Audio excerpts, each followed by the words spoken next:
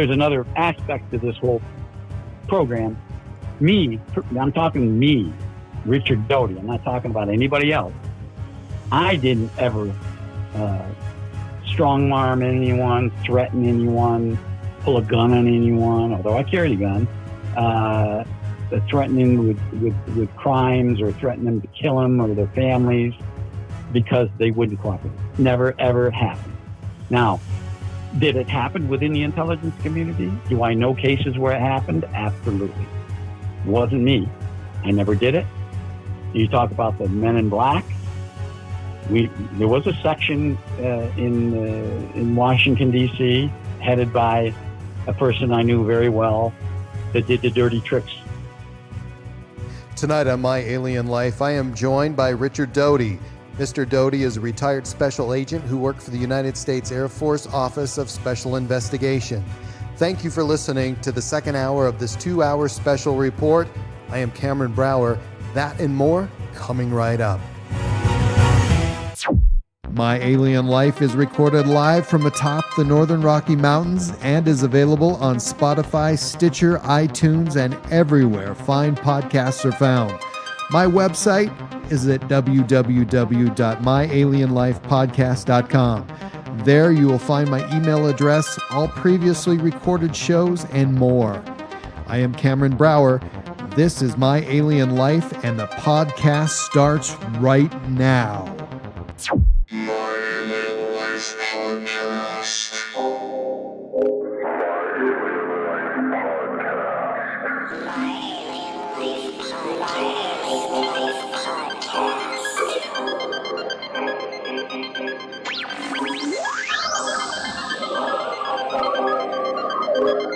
Three, two, one, zero, and liftoff.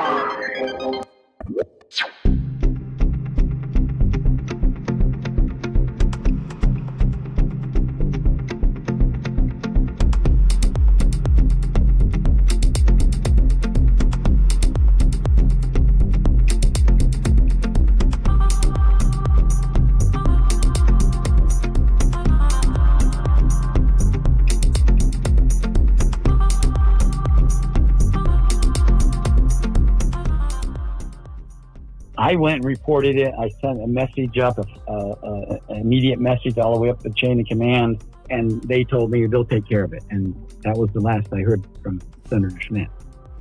Somebody briefed me.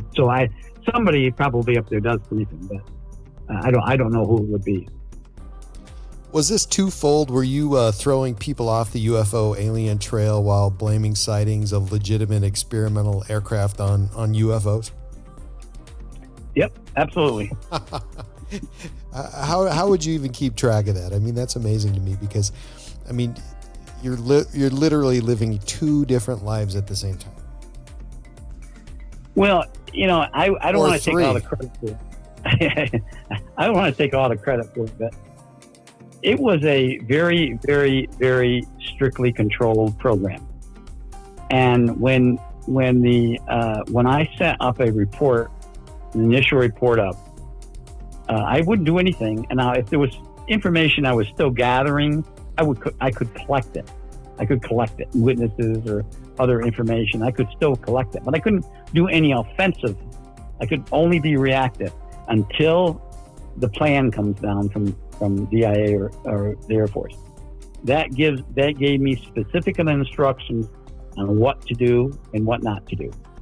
So then from that point on, I had the authority to go out and get warrants or whatever I needed to do, or get a subpoena or anything like that, or to go out and conduct clandestine operations. But one of the things I tell people that there's people out there in the UFO community are as ignorant as can be, as you probably know. And there's one particular guy that's always been a thorn in my side, Alejandro Rojas. I don't know if you know him. He claims, he actually wrote a letter to the Air Force a few years ago saying I was a rogue person. I went out and did all these things. And the Air Force actually sent me the letter with a very cryptic, funny note on it. But everything I did, every single actions, every single investigative step I did was sanctioned 100% by the United States government. I never, ever did anything that I wasn't sanctioned to do. Paul Bennewitz has come up a few times. Go ahead, finish that. I want to go on. No, Paul. I'm just saying there's a lot of people out there saying, well, you went out and you disinformed these people. You committed a crime. You violated U.S. law. Right. Well, how did I violate U.S. law? Tell me how I did. I had a very candid conversation with a guy out at UFO MegaCon in Laughlin in March about, you went out and made people crazy. You violated U.S. law. Well, what U.S. law did I violate? Well, you disinformed people. I said, show me in the United States Code, anywhere in the United States Code that's against the law. No, there's nothing there says you're not. And we didn't. I didn't. Now, there's another aspect to this whole program. I'm talking me, Richard Doty. I'm not talking about anybody else. I didn't ever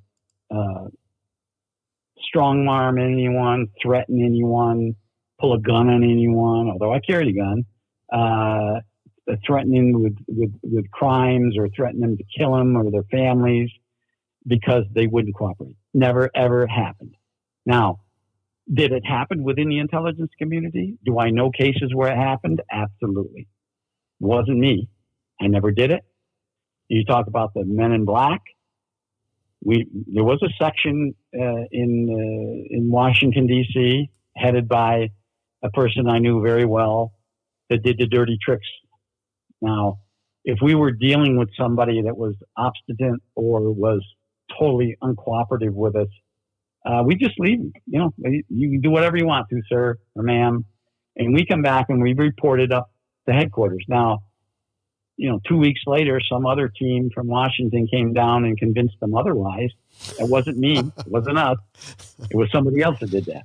They were good at convincing. Yes. So I'm sure people bring up the name Paul Bennewitz, and you've brought his name up a few times tonight. Can you describe who he was and where he lived and what activity he was engaging in and why you were notified of his activities?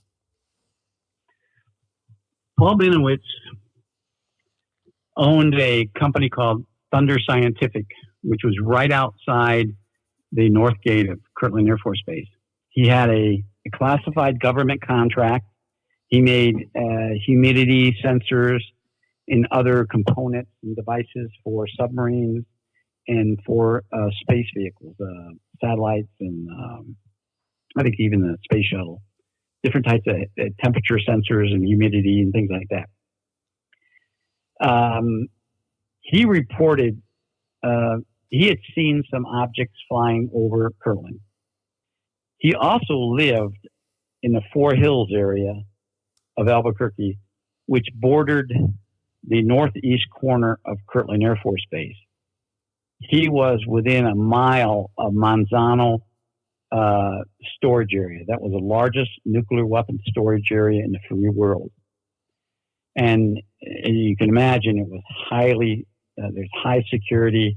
It was a highly sensitive area. They had security fences, and they had also electronic security measures guarding the base. They're guarding that. They call it Manzano Base. It was actually an entire base inside Kirtland. And he would photograph. He had cameras outside his patio, and he would photograph objects and different things occurring over Kirtland. Now, he's also a physicist. So he was also gathering electronic signals from the base. And he reported it to the Air Force. He reported that the commander of the 1608th Security Police Squadron, which was the unit responsible for security at Manzano. He reported to a guy by the name of Lieutenant Colonel, Major at the time, Major Ernie Edwards, later became a Lieutenant Colonel. And there was really fascinating photographs he had taken, and he had showed Major Edwards these photographs. Well, Major Edwards immediately notified me. At that point, I was Counterintelligence Officer of the base. He immediately notified me. He said, "Rick, We need to talk immediately. I need you at my office, or I need to come to your office immediately. Now, my office is some distance away. And I said, well, is it national security? He said, it's priority one, which means it's something very important. I said, well, I'll come out there. So I drove out to the Manzano, and I had badges to get in. And he showed me the pictures. I said, who gave you these pictures? He says, it's Paul Bennewitz, the guy that lives right outside the base. He said, look at all these tapes. He gave me all these tapes, and these tapes have supposedly some kind of scientific data on there, some kind of electrical intelligence data on it. I said, and he told you this? Yeah. So I gathered everything up and went back to the office. I did a form and sent it in. But in the meantime, I contacted this guy, and I asked him if he would consent to an interview. And I went out to his office and interviewed him. And that's how this whole Bennewitz case developed. And it lasted about 5 years. He was, in fact, photographing highly classified aircraft, drones. He also tapped into a highly classified, really highly classified National Security Agency project out at the base, where they were, and it's not classified anymore. So I'm telling you, this is not classified. They had a laser on the base. They had two lasers. They had one there on the base, and they had one down the Stallion Range, which was about 80 miles south of the base, near on Trinity Base, which was where the first atom bomb was detonated, tested out there. But it was called Stallion Range. They had another facility out there. But on the base, what they would do is they'd take this laser, and every time a Soviet satellite would fly over, they direct the laser at the lenses of the Soviet satellite, blinding the satellite, preventing the satellite from taking any pictures of the base. And that was back then, it was very high classified. But he was collecting the signals of the laser frequency, which is, about top secret. Well, I didn't know that at the time, but when we gathered it all, sent it to headquarters, and they started figuring out what he had and what he did and what he saw, they gave me all the authority. Basically every single thing that I requested in the operations plan, I could do. Other than kind of black project of assassinations or something like that, I couldn't do that. But everything else was authorized, budget unlimited, and so that's how the Paul Bennewitz case started. So ultimately, what was the objective with Paul? What did you want to see, or what did they want to see happen with Paul? Well, they wanted me to convince Paul that what he was seeing was UFOs, extraterrestrial craft. And Paul, he believed it anyway, right? Yeah. He already believed it. You're right. He was fully convinced. When I went out there and I said, well, and I started a good relationship with Paul, and myself and another agent. We had a great relationship. And I got to understand, Paul Bennewitz was at that time, probably in his late 50s. He smoked probably 4 or 5 packs of cigarettes a day. He drank probably 5 quarts of Coca-Cola a day, and he was always jittery. But he had a heck of a sense of humor. And when I went in and after a few times of visiting him, getting interviews and collecting information from him, I said, Paul, what do you think this is? He said, I know what it is. It's UFOs. It's extraterrestrials. They're planning an invasion of Earth. I said, is that what you think? Yep. I'm convinced. These crap. Look at them. And he showed me the other pictures that he'd had. Well, the pictures that he had given to Ernie went up, Ernie Edwards gave to me. They went to headquarters. He never got them back. But he had other pictures. I said, you know what? You might be right, Paul. I don't know what they are. And that's all I had to say. Paul totally believed it. And when this was all over with, years later, I sat down with Paul, tried to convince him. He wouldn't believe me. You don't have to tell me. I know what it was. I know the United States is scared that the aliens are going to attack. I know that. And you don't have to try to convince me otherwise. So that was Paul. We really didn't have to do much. But there was a lot of other aspects to this program, this incident, this investigation that occurred that I disclosed at the UFO MegaCon that nobody knew in the past, nobody knew before. A lot of things that Paul saw photographed was not a U.S.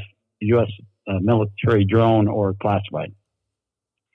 He actually filmed some things that we didn't know what it was. He was a pilot. Paul was a pilot. He was a private pilot,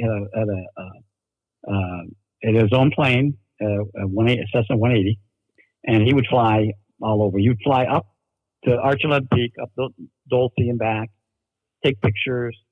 Well, he had this assistant, one of his assistants that worked in the laboratory with him on a trip, and it was a Saturday afternoon. He flew up to Dulce, landed, flew around Archuleta Peak, refueled the Dulce, and it was flying back.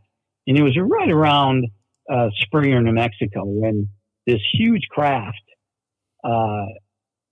he photographed. I mean, the guy next to him is his assistant at the lab had a camera with him, a Canon 81, photographed this, made a number of photographs of this craft, this huge diameter craft.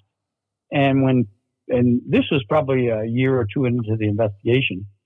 Paul got back, and it was late Saturday, and he immediately called me. I was single at the time. I was actually getting ready to go out on a date, and Paul called me at my apartment, and he said, "You need to see this immediately. I photographed some." And he went on, and I thought, okay. So I had kind of postponed my date and went out there to his house, and I looked. He had already developed. He had his own paddle lab, and I looked at this, and I was flabbergasted. I couldn't believe what he took a picture of. I mean, this was classical UFO, and it had writing on the side of it. It had symbols on the side of it, and these symbols were as clear as can be. And what was it? It was something we didn't have. I took it and I sent it back to headquarters, and they were dumbfounded too, saying, "Wow, what the heck was that?" And I went and checked with the radar, the air traffic control, and the radar approach control, Albuquerque radar systems.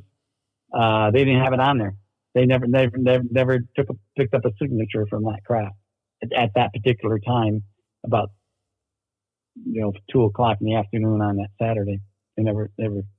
So it was blind to radar.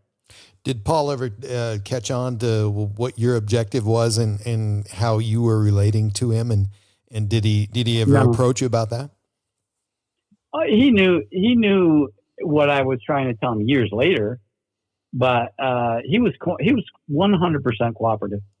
I mean, he did everything that we asked him to do, and then but what Paul. There was a lot of things that Paul was gathering and that we couldn't explain, and that's what made we developed it into a secondary investigation into actual ET presence. We have actually a special case category for that. We had to, and we brought in some other people, not just myself, with many other people involved. There was many other agencies involved in this. NSA was involved in it. DIA was involved in it. The FBI was involved in it. And then there was also a third a part of this whole program is where Paul had a person working at the laboratories that was making trips to Mexico City, and he was photographed near the Soviet embassy. So we had an espionage part of this. So it was as I said earlier at the beginning of this interview, the Paul Bennewitz case was extremely complicated. It involved a lot of different aspects of intelligence. But then again, intelligence is complicated, and it's it's meant to be. I mean, that's why it works as well as it does, right? Yeah, and unless you've been in it, and I always tell these people who claim that they know it all, and even though they've never been in intelligence, they write books and hear second, third, and fourth-hand information. You don't really know what intelligence encompasses until you're involved in it. Like I had a conversation with a person just recently about spies. Oh, yeah, it should be real easy to catch spies. Yeah, you try it. The best way of catching spies is through counterespionage, and counterespionage is recruiting people that are working against your adversary and let them catch the spies for you.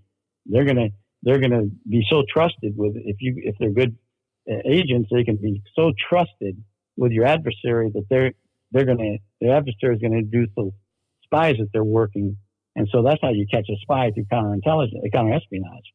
And he could understand that because it's too complicated. I mean, it's just it's a conundrum within an enigma. It's complicated. One of the other stories that I'd heard a bit about, and I don't know too much about, but I'd caught it on YouTube a little bit. What was the meeting? And I don't know who Jerry Miller was. You could just explain who he was, but you had dinner with Jerry Miller and Paul, and that story is really interesting to me. Jerry Miller was a scientist with the Air Force Operational Test and Evaluation Center at Kirtland, and they're the agency that controls the Air Force testing squadrons and units. Air Force Test Flight Center, Detachment 3, which is Area 51, Groom Lake, is directly reporting to Appletech. So Jerry Miller was a scientist with Appletech. In years prior, he was a Project Blue Book investigator. He investigated UFO sightings for Project Blue Book back in the late 50s and 60s. Paul invited Jerry, myself, and Steve Atzett, another agent that worked with me on this case, over to his house for dinner. And it was a late autumn night. We went to his house, had a marvelous dinner with his wife. We came in and sat on the couch. I sat on the couch. Steve sat to my right. To my left was Paul, and to his left was Jerry in a lounge chair. They both were in lounge chairs.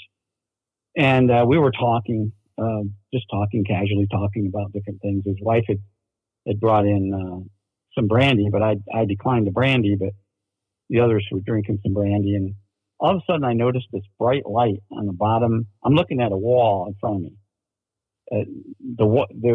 Directly in front of me, I think the south side of the house was a wall. And then there's a sliding glass door to the far right. And I looked, I see this ball of light on the bottom portion of the wall. And I first thought it was a reflection. I sat up, and when Steve Atzett was next to me, he jabbed me. And I looked over at him, and he pointed. And then I looked over at Jerry, and I nodded over towards the wall. And then Jerry looked over, and then the light was right next to Jerry. And this ball of light started moving up the wall, flying around the room. Unbeknownst to me, Jerry Miller immediately checked his watch. And that comes into play sometime later. And I watched it for a while, and Paul says, "Oh, they came to say hi." And I said, and it lasted for, 10, 11, 12 minutes. And it went right through the ceiling. And I looked over at Paul, and I looked at Steve next to me, and he was dumbfounded. And I looked at Jerry, and I said, "Paul, what the hell was that?" He said, that's the orbs. That's what we deal with all the time. His wife comes out, and she says, "They don't normally come out with company." And which was, everybody kind of laughed and chuckled. But I thought, my God, what the heck was that? And his wife looked at me and says, "Now do you want a brandy, Rick?" I took a brandy then. I didn't know I was doing brandy. But we immediately went out in the car and we got some equipment, brought it in, started looking around. Jerry started measuring things. And I said to Jerry, I said, it was just me and Jerry. We were outside. I said, Jerry, you looked at your clock. Watch. Why? I said, I just wanted to make sure there wasn't any missing time. And there wasn't any. So, but we could never explain it. It happens to him all the time, he said. Not all the time, but once, twice, 3 times a week. What caused it? We could never figure it out. We tried to imitate it. We tried to duplicate. We couldn't do it. Couldn't do it with a flashlight. Couldn't do it with a laser beam. Couldn't do it with. So what it was, I don't know. To this day, I don't know. And the other very fascinating thing that happened to Paul was he had a computer monitor. Now, I was accused of giving him a computer monitor, but I never gave it to him. Alan Hynek got involved in the Paul Bennewitz investigation through the civilian side with Leo Sprinkle. And they gave him a monitor. I came to visit him one day to Paul, and Paul said, "Hey, I got visited by Alan Hynek, and he gave me this monitor, which was just sitting behind his desk in his office at his house." And I looked at the monitor and I said, "What do they want you to do with it?" They wanted me to hook it up rather than using mine and use this one. I said, "Why? Did they tell you why?" Oh, it's a better monitor. It has a better, picture. I said, "Okay." And what Paul was receiving on this monitor, he had a Commodore computer, and he had the computer, and he had programs that well, it wasn't him, but somebody in the lab, one of his assistants, somebody that was computer literate in this lab, had wrote some programs so he could collect data on his computer. And Paul would look at his computer, and there was these symbols that would come up. And he said they were alien symbols, and he was trying to translate them. And he had them written down. I mean, he had notebooks, the 3-ring style wide rule.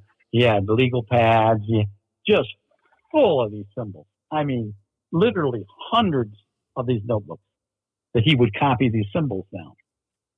And he gave us a notebook. We sent it up to NSA, sent it over to their code breakers, started to figure out what this meant. I never received anything back from them. I don't know if they ever translated it or not. But Paul had, and then once another kind of a disclosure I did at the UFO MegaCon was the picture that appeared on his computer screen. Now, it wasn't Hynek's computer screen, it was his. Was that he had a picture of an alien, ET, in color, that he took a picture of with his camera, took the picture off, because back then you couldn't do screenshots or something on a computer. But he took his camera, and he had a very sophisticated, I can't remember now what it kind of was, but he had a very sophisticated camera. He had taken a picture of it. And he'd given me the picture, and I actually presented that first time ever seen at the UFO MegaCon of an alien. He's saying that's the leader. Now, the only problem with the colored picture is his monitor wasn't colored. It was black and white. How did he get a colored picture of this thing on a black and white? We couldn't understand especially it. A Commodore. Yeah, on a Commodore. Yeah. And because when he took the picture, I said, we immediately, some of the people that were experts, our tech services experts in photography and so forth, our photo lab people said, "Where did he take this off of? He couldn't have taken this off of a computer screen." He said he did. He said, "Does he have a colored screen?" Then it hit me like, holy cow, no, it's black and white, because I've seen it 100 times. So I went back over there. We took the screen, we took that monitor and took it back to the base, and we had it analyzed by experts. And it's not colored. There's nothing in there. There's not a colored cathode ray tube or nothing. It's black and white. how did a color picture appear on his screen? And so we thought, well, he couldn't have.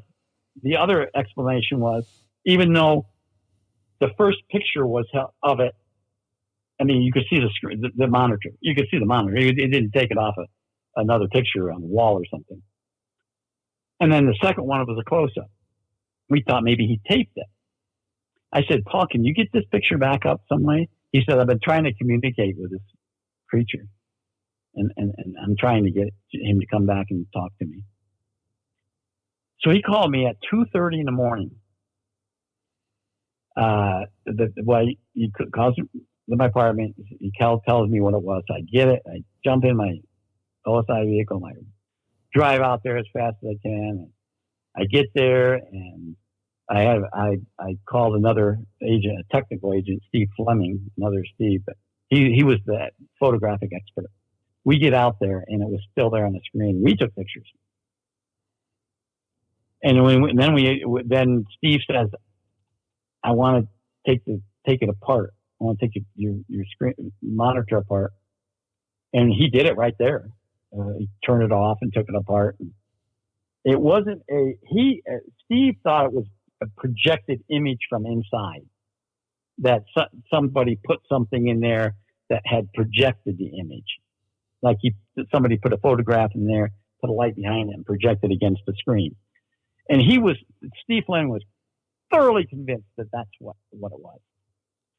So Paul and I are out in the little hallway of his house, and while Steve's in there taking the computer apart, and I was convinced that's what it was too.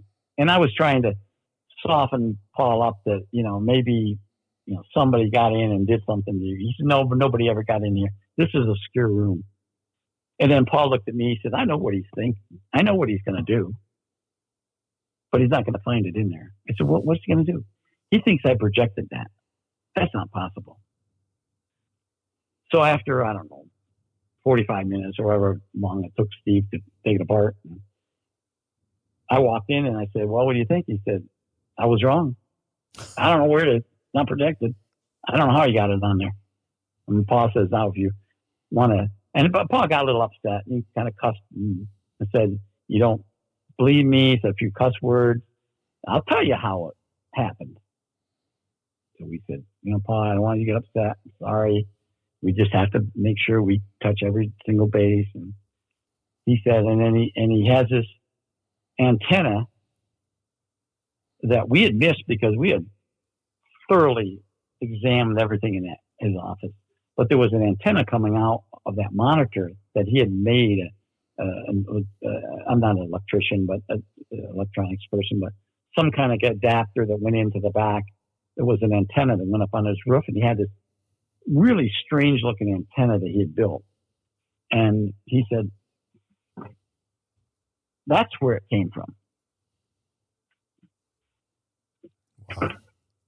I said, so we don't know. We could never understand it. Never could understand it. You're going to read about Hynek giving him the monitor and all this stuff. And it was supposed to be secret, but we'd marked Hynek's monitor he gave him. We examined it because we thought that with Leo involved in it, that this is some kind of a trap for Paul. But there wasn't anything wrong. It was right out of the box. The monitor was a new monitor or something that I think Alan Hynek used, but it wasn't anything. It hadn't been tampered with or anything. Amazing man, Paul Bennewitz. What year did you work at Area 51? I was there twice. I was there temporary duty in 84 and one time in 85. I was there a total about 95 days the first time, and the second time about 100 days. Was your duty the same both times you were there? Was it different? What was your duty at Area 51? We were counterintelligence there, and we were doing investigations, suitability investigations for anyone that had a high level security clearance that had been involved in some kind of maybe suspected espionage or criminal activity or back then, those days, you couldn't be a homosexual. So if there was some kind of a complaint involving that area, we would investigate it.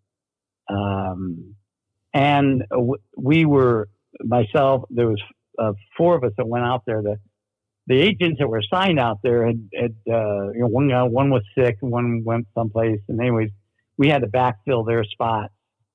And since we already had the Q clearance, which was in the 9Q, there's 2 different types of clearance, the Q clearance and 9Q clearance. 9Q was the special access to the UFO stuff.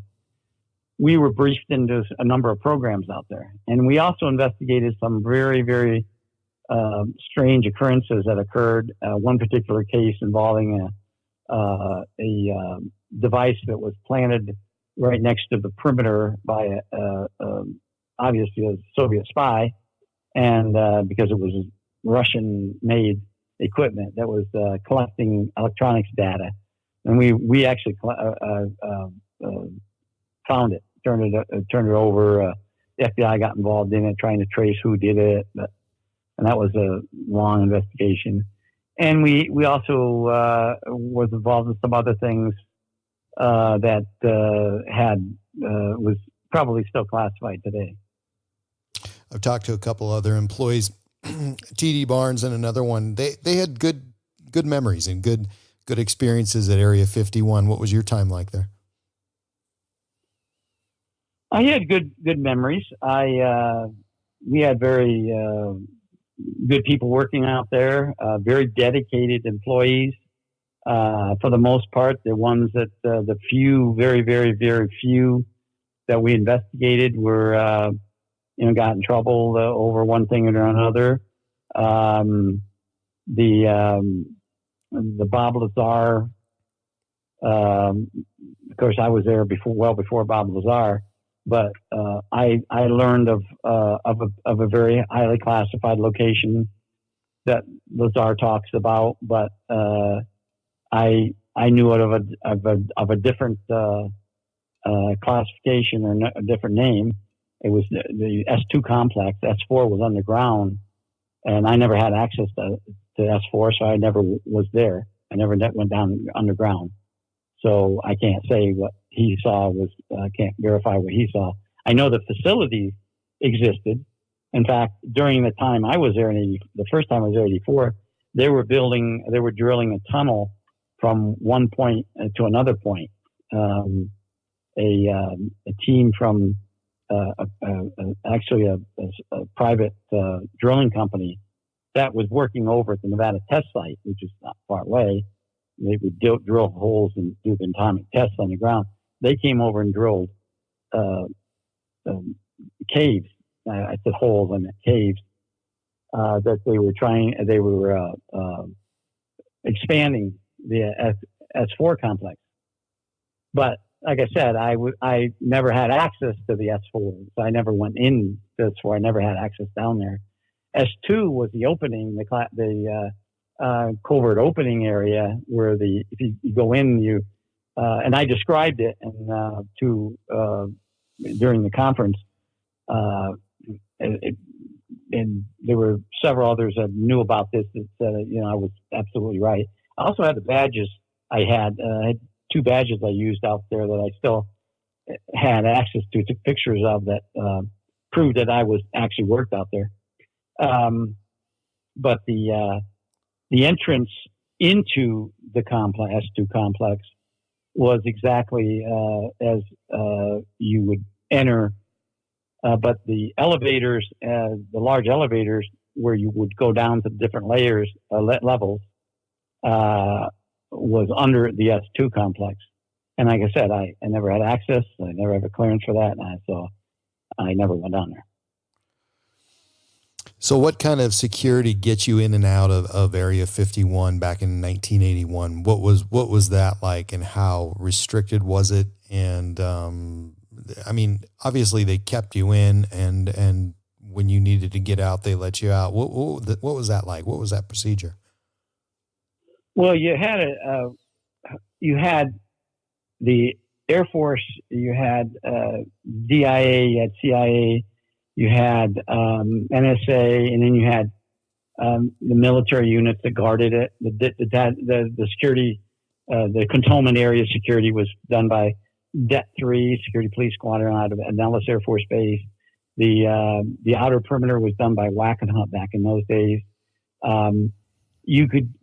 We flew in every time. I only drove in once, and that was kind of a nightmare because I drove in from Mercury, which was at a test site, and I went all the way up and drove across out of gate 700 into gate 3, Papoose Lake, and then up to Area 51. I only did it once, but most of the time it was flying in. You fly in before you got on the plane at McGarren. You had to present a badge for Area 51. They scanned it. We had fingerprint back then. We didn't have the handprint. They were experimenting with a handprint later on. And then when we got out, we landed. We went to the terminal. You had an exchange badge system. You had a second badge which had a number on it and all your personal identity, and you exchanged that for another badge that you had to wear at all times, 24 hours a day. You couldn't sleep without any of that. It was anytime you had to have it on you all the time. So we lived in a dorm out there for the time I was there. Now you could leave. You could fly out on weekends. They had two flights. They had one late Friday, I think it was 6, and it was like a 40-minute flight. And then there was one Saturday morning early. I can't remember what time it was Saturday morning. And you fly to Vegas and then you do whatever, and then you come back. I believe it was 2 flights Sunday, 4 and 6 or something to that effect. You were closely monitored. Almost every building that you went into, there was some kind of security checkpoint, some kind of security access into it. In our OSI building, our building was number 432 on the base. We were not far from the hangar complex. In the main hangar, there was an underground facility there, and I'd never been in it, but it was a huge, massive elevator that if you could put I think you probably could have SR-71 on that, and it would go underground. And I think there was 2 or maybe 3 levels there, and that's different from Papoose. But we had a theater on the base. We had a dining facility. We had a small PX shop at. There was a nice gymnasium. So there was something to do. There was a small service club. So it was something to do to keep you active during the movies were first run movies. They only showed it once. I think it was 7 o'clock at night. But there was a theater. I think every night they had a movie.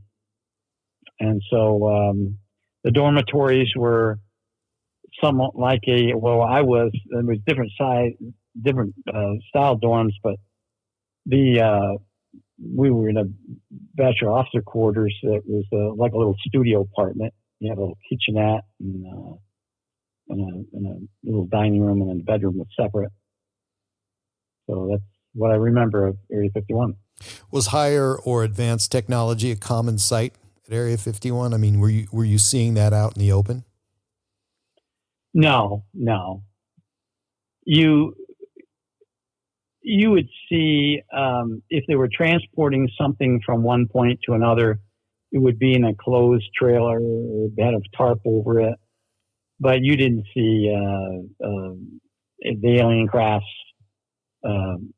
being transported, or no, you wouldn't see that. Every now and then they'd have a blackout. They would do a blackout where they would bringing in something or taking something out or moving something, and everybody had to be within a building with shades down, and there'd be a blackout, and you had to participate in it. I mean, you can't sneak a view or something like that because you get into a lot of trouble, and it was very easy for them to. I mean, I've seen many people making very simple mistakes in getting their badges and their access withdrawn. And for contractors or for some other people, that meant you losing your job if you violate it. So the discipline was good out there. I mean, there's a blackout period. You did exactly what was told, and we even had to went to the blackout. We didn't know what it was. We didn't, just because we were OSI agents had certain clearances. We didn't have access to everything that was going on out there. I mean, there was so many projects going on out there. You saw, I mean, there was one hangar, the far south hangar, or the far west hangar, had the MiGs, had a Swedish aircraft, had a MiG, had a Chinese aircraft, had all the foreign type aircrafts, the communist ones in there. You saw those, and you still had to have a clearance, but I've been in those hangars and saw them. And then they had a lot of projects. They had two massive towers out there that were doing laser tests on, and then they had a facility in out towards Papoose. I think they called it Remote Site 2 or 3. Anyways, it was another classified area. They had an underground facility there. They had one of the largest electromagnets in the world underground, and they were doing tests. And I never saw this. I was told and read a report once, a classified report on that they were doing time travel experiments, or trying to. I don't think any of it was actually successful. And that was the second time I was there in '86, or '85. So, but there were a lot of other things. There were a lot of contractors out there doing a number of things, and I would imagine what Lazar was saying was in fact true about the number of contractors trying to reverse engineer things. So are contractors able to move freely about the premises, just like you were with your colleagues? Yeah, they were. As far as I know, I mean, I didn't keep track of the contractors in that respect, but they were on the planes with us. So I'm sure they had, restrictions on when they could go and when, for the most part, when I was there were three shifts: the day shift, the swing shift, and the graveyard shift, and that was 24 hours a day, even on the weekends. But we, the OSI, we only had to keep two agents on the base on weekends. They were on call the whole time, but the others could leave. So we rotated weekends. I mean, a lot of weekends we had to work there, but we had contractors on the plane with us, leaving and going. But I'm not really sure what their restrictions were, if they had any or not. How are you able to talk about these activities that you've had during your military career freely without repercussion or penalty of law? Well, I signed a security oath in 1988, and I presented that to at the UFO con. It was for 25 years, and that long expired. I presented. I talked to OSI a number of times about the subject, and they told me do whatever I want to do. I'm not on a security oath anymore, so I'll take the heat for it if they want to come back and say, well, why are you talking about it now? I haven't had any other than one particular instance. I mentioned something about, oh gosh, it was probably 2008 or 2009. I said something about a case, and all I said was mentioning where it happened and what it was basically involved. Well, it's still classified, and I was visited by an OSI agent, and he told me that I need to cease and desist on that subject matter because that is still classified. And I said, okay, I won't say another word about it. So that is the only time I've ever been cautioned. Did you leave your career with more questions than answers, or did you feel that you learned everything that you could possibly learn in your tenure there with the military and the government? No, I had so many questions when I left because over the years I was briefed into different programs, and one of the things that I was never briefed into initially was the abduction phenomena. I was never told there was abductions, but I actually investigated a case involved the Myrna Hansen that was another part of the Paul Bennewitz case, and I investigated that. Well, about weeks into this, I suddenly one day 2 DIA officers arrive at the OSI office at Kirtland, and they come in and they said they start talking to me about this. And I verified who they were and had badges and so forth, who they were, and they asked me about the Myrna Hansen case, and I told them. He said, "Well, we're here to take that over." And I said, "You guys are going to take it over?" He said, "Yeah, we're going to assume it." I said, "Well, what section are you from?" He said, "We're from the abduction bureau." And it was a long silence. I said, "Abduction?" He said, "You guys work on abductions?" He said, "We investigate abductions." I said, and the DIA has a separate bureau that does that?" He said, "Oh yeah, we've been doing it for years." Well, I never knew that. So I just learned something. I said, my God, I didn't know that. So that tells you that the government believes in it, and I've been investigating it for a long time. I left with a lot of questions. Over the years, I learned a lot. I mean, I was involved in a lot. I had more cases exposed to me. I mean, I had more things I had to be briefed into. But, at the end, I mean, my security pledge showed all the different things I had access to, such as Starlight, Project 7 Doors, Project Gamma Swing, Candid Sky, Project Radiant Bravo, Project Might, Project Auburn Blue, Project MedStar.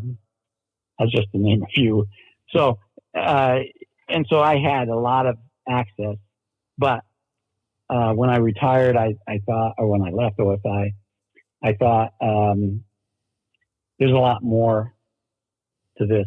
And then I joined the Retired Intelligence Officer Association, and we meet at least yearly, or when somebody dies or a funeral or something. Over the years, I've been a member for a long, long time. And you sit in meetings around a bar or in a hotel room and listen to these old timers talk about some of the things they did and some of the things they had access to. And then I realized that I didn't know it all. I mean, there was so much more to the story that I didn't know.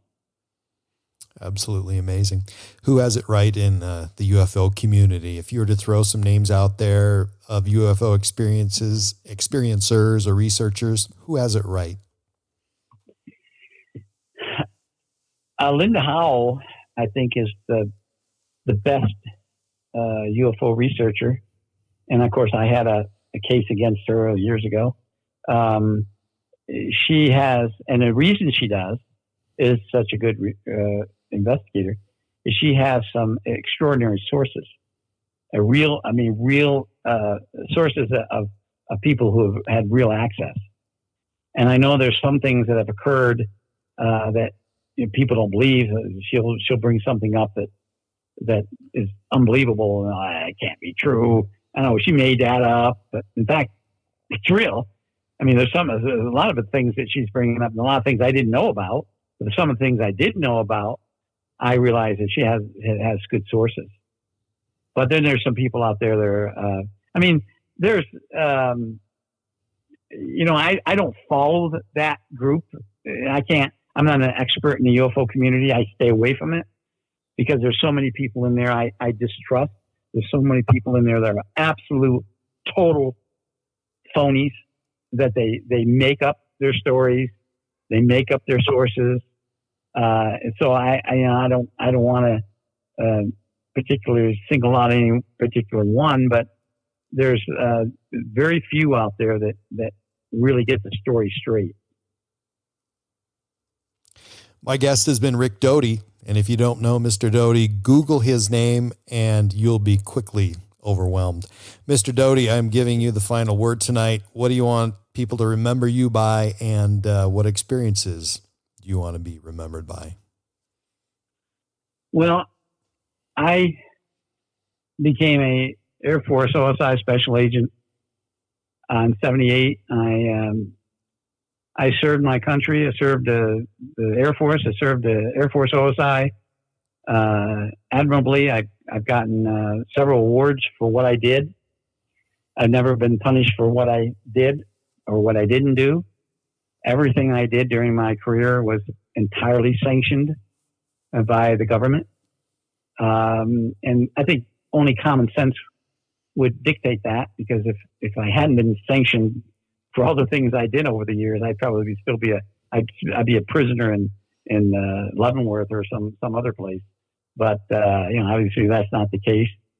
There've been a number of people, a number of colonels, one particular general that spoke up for me some years ago, and so I'm the real thing. I had the knowledge, and now I'm in a retirement phase and just sit back and watch the UFO community damage themselves. Anything coming up for you, sir, that we should know about? Well, I wrote a book. I had the entire manuscript written and reviewed and rewritten, and it's ready to be published. Unfortunately, I had to send it to the government to be approved, and out of the 532 pages that the manuscript covered, they classified 327 of them. And now I've been fighting. I've been fighting with the Air Force for the last about 9 months. Well, actually, now it's 10 months, and we've got an attorney involved and so we're trying to negotiate something. But it's going to end up to be about 12 chapters. I haven't really named it yet, but chapters are early life, my training, first assignment at Kirtland, the Coyote Canyon incident, Paul Bennewitz, Dugway contact, Area 51, catching a spy, counterespionage, Europe, Dorothy, Kansas case, which is a remarkable case, the downloading, leaving the Enigma, and then the last chapter is Life After. You are the real thing. Mr. Richard Doty, thank you very, very much. I appreciate this so much. You're very welcome. My Alien Life Podcast.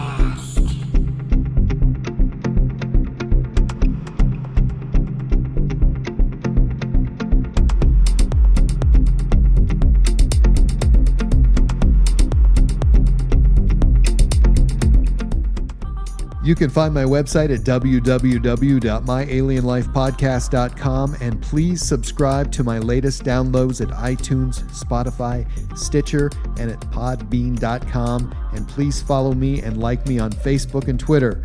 My Alien Life is written and produced for broadcast at Studio 254 in the Northern Rocky Mountains. The music you are hearing is produced and created by Elion.